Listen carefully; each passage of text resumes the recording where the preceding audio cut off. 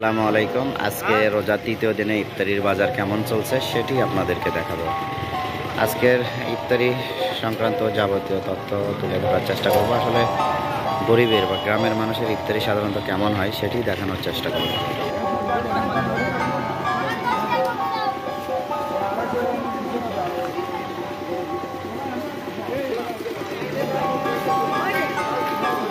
প্রচুর পরিমাণে ভিড় লেগে গেছে। যত সময় ঘনিয়ে আসছে ততই ভিড় বেড়ে যাচ্ছে। আসলে এই অত্র মোড়ে একটাই মাত্র ইফতারির দোকান, যার কারণে এখানে লক্ষ্যমাত্রার ভিড়, মানে মাত্রা অতিরিক্ত ভিড় লক্ষ্য করা যায়।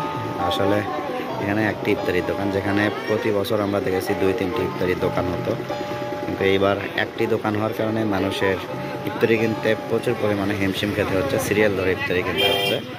খুবই পরিষ্কার পরিচ্ছন্ন পরিবেশে ইফতারি এখানে রাখা হয়েছে, যেহেতু রাস্তার সাথে ধুলাবালু যেন না পড়ে সেই দিকে সতর্কতা রেখে পলিথিন দিয়ে ঢেকে রাখা হয়েছে ইফতারি, এবং খুবই সুন্দরভাবে ইফতারি বিক্রি হচ্ছে।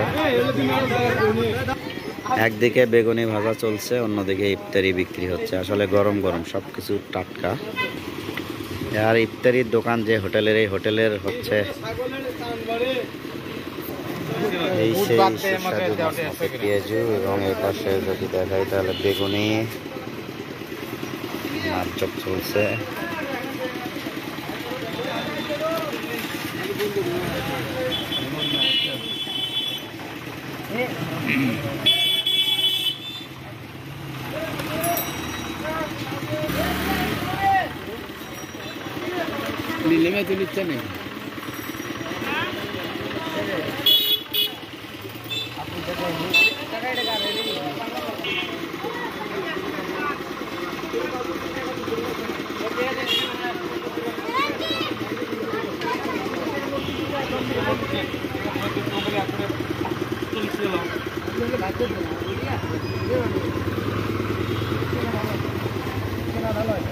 পাগলা কিনে আমরা মাল বানাবার কিনে কিনে করে দিচ্ছি